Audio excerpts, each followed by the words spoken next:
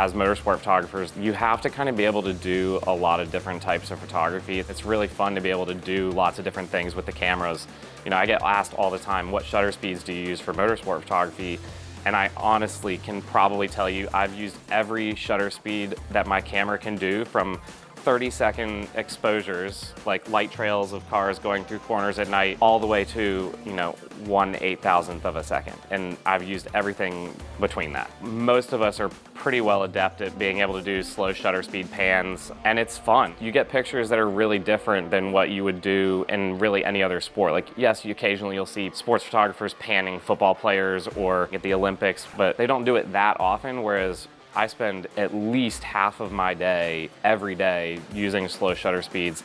And that means anything from 100th down to some really wild stuff. Like at night, at some of the endurance races that I shoot, we're doing like some weird, trippy, you know, half-second pans, handheld, and it's fun to be able to have that variety. Panning is so important because you have to be able to show that the car is moving. The race cars aren't just parked on the racetrack.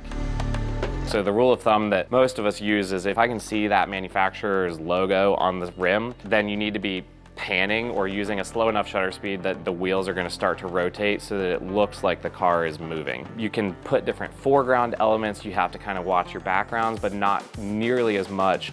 A porta potty suddenly becomes like a blue streak or a green streak. A police squad car can make for a really cool light source when you're panning because your shutter's open for such a long period of time that you get these weird like light refractions off the car, and it makes for some really interesting stuff. The panning techniques we use are things that photographers have been doing for many, many, many decades. We're just kind of adapting it to modern mirrorless technology. It's all about being smooth like a golf swing, understanding your balance, your center of gravity. You don't want stuff swinging wildly off your hips or side. And then there's also the other side of it where the car actually affects the sharpness of your pans too.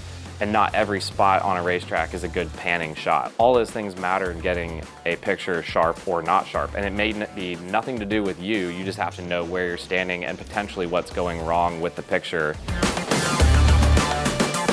The challenges with this job are mainly to do with three things, I would say. Access that we're given to certain parts of the track. There's areas that we can and can't go.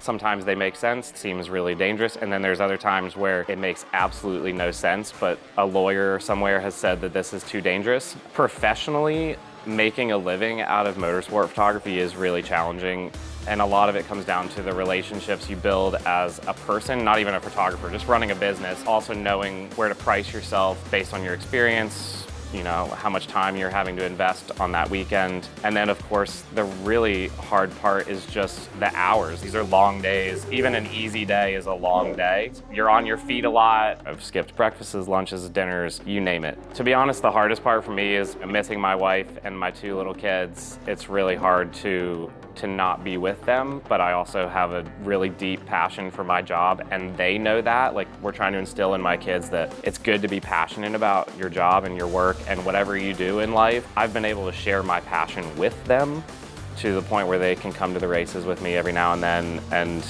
they really do understand that I'm working. This is my job, this is my office, and I have a really cool office, and I have really cool colleagues, the racing drivers, the teams, you know, the cars are my colleagues. About half of the year I'm spending on the road. You get to know the people that you're working alongside really, really closely because you're spending a lot of time with them personally, professionally. I'm not just here to celebrate wins. I've been on the front lines with teams that have had huge losses too. And I mean losses in every sense of the word. Unfortunately, this is a really dangerous sport, and I've been around when drivers have died because of their injuries on track. But then at the same time, I'm really thankful that for as much as I'm on the road and traveling and away from my family and away from my kids and my wife, it really is a huge blessing to have those people that I call family. Like, they are genuinely my family away from my family, and I've known them for 10 years, some of them, sometimes longer. You get to know people really well, and I really enjoy that aspect of it. On the next episode of Shoot for Speed. Even the best pictures we make are going to be forgotten tomorrow. The teams, they're using our live delivery capabilities to check damage on the cars.